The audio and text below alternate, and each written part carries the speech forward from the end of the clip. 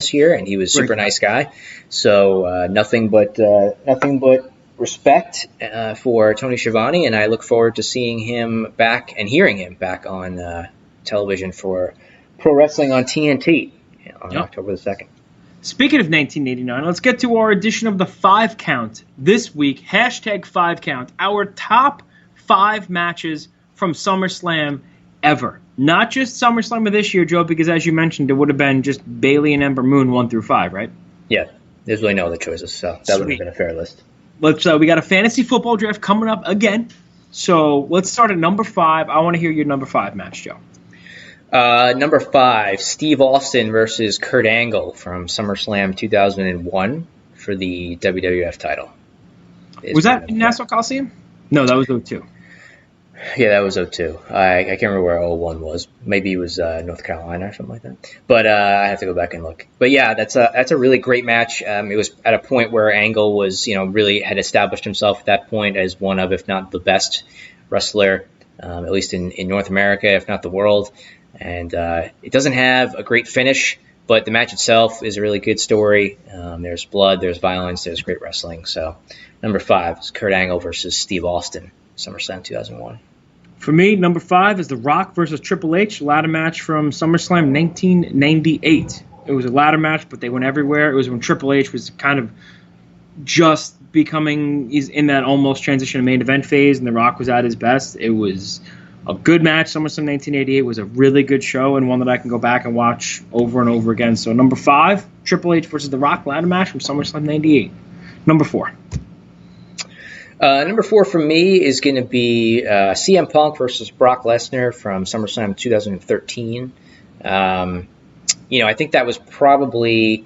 I can't think of a match that Brock had in his second run that was better than that. That one, I think. I mean, he's had matches with several different folks like AJ Styles, Daniel Bryan, John Cena.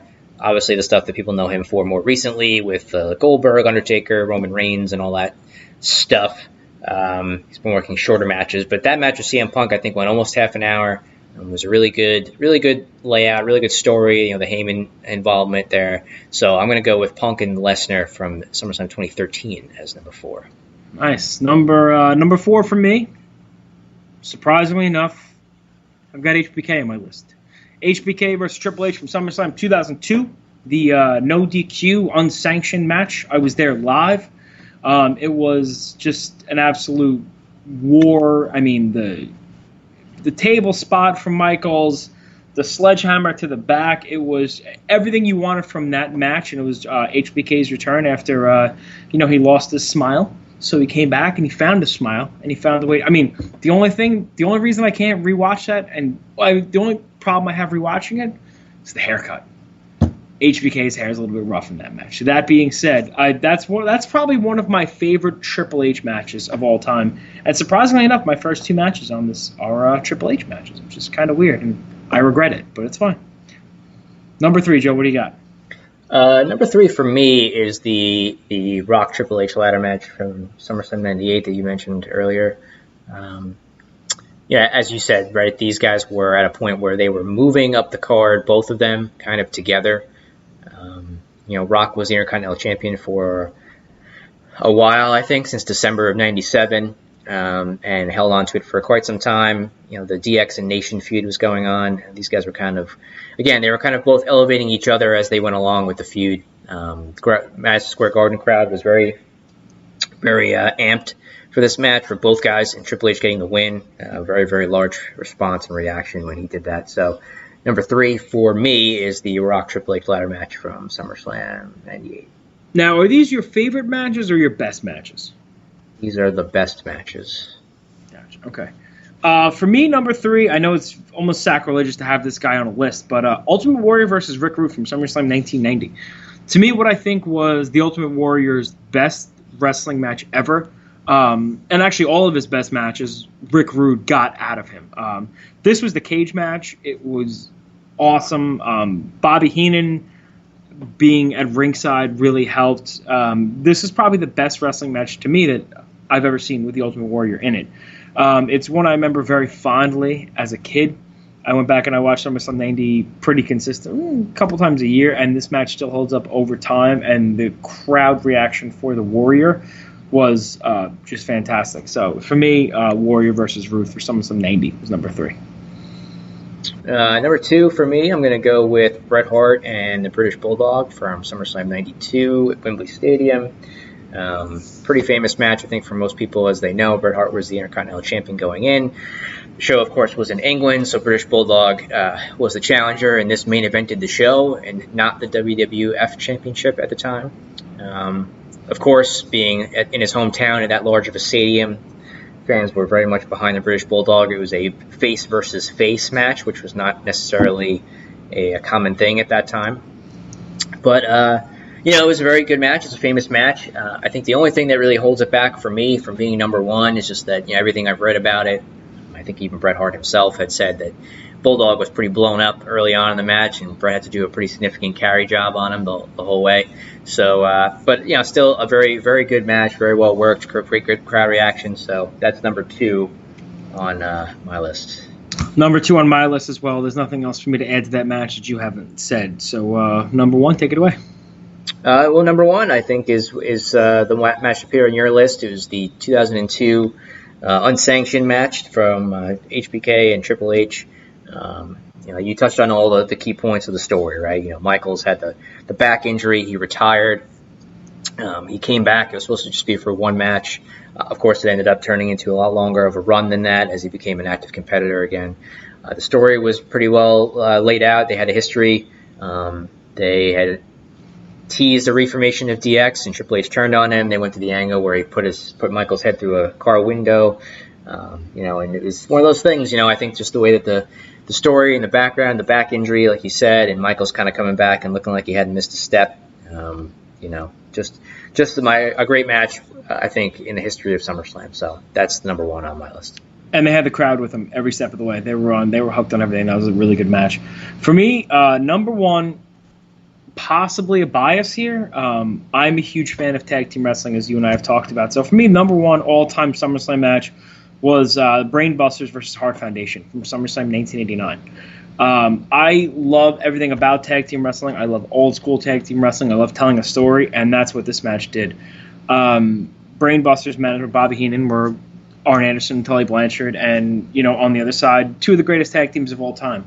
It got good amount of time for an opening match, and the finish, the heels won the way heels should win. And they got their heat, and man, it is just, if you want to become a tag team wrestler or you want to see why tag team wrestling is so popular, go back and watch that match. The Brainbusters, they didn't tag for that long in the WWE, but they had some very memorable matches. So for me, it's Brainbusters versus Hart Foundation from SummerSlam 1989. Interesting. Neither of us had Bret Hart and Mr. Perfect from 1991 on either of our lists. I thought that was. I thought about it. I just didn't. I didn't put it on there, but I know that's a pretty famous one. One of the best too. Don't get me wrong, but I don't want to have too much Bret Hart on my list. It's for some reason it seems like Bret Hart kind of peaked at SummerSlam consistently. But that being said, listen, we have, I would say, 3 minutes left in the show. I want to hear you shooting with the Stallion, Joe. What do you got for me? Well, I know earlier we talked a little bit about matches of the week and what we had seen and what we enjoyed. So this may go against a little bit of what I said there, but I have 3 words to describe. Isom? No. Okay. Marty Scurll, overrated. Woo! Woo! Woo! Woo! That take is hot. I gotta turn. Woo! Open the window, Wake up the dogs. Dogs, I can hear him. Marty Scurll, overrated, Joe. Overrated in-ring worker. I'm saying it. Woo! I don't even know how to come back from that. That is... I agree. With you. He's a great character. Great character. All right. I'm going to name 5 guys right now. 5 guys. Love it. Burgers. Let's go. I love a burger right now. I'm going to name 5 guys, and I want you to tell me who's better, Marty or this particular guy. You ready? Okay. Zack Sabre Jr. Sabre. Mark Haskins. Haskins. Bandito.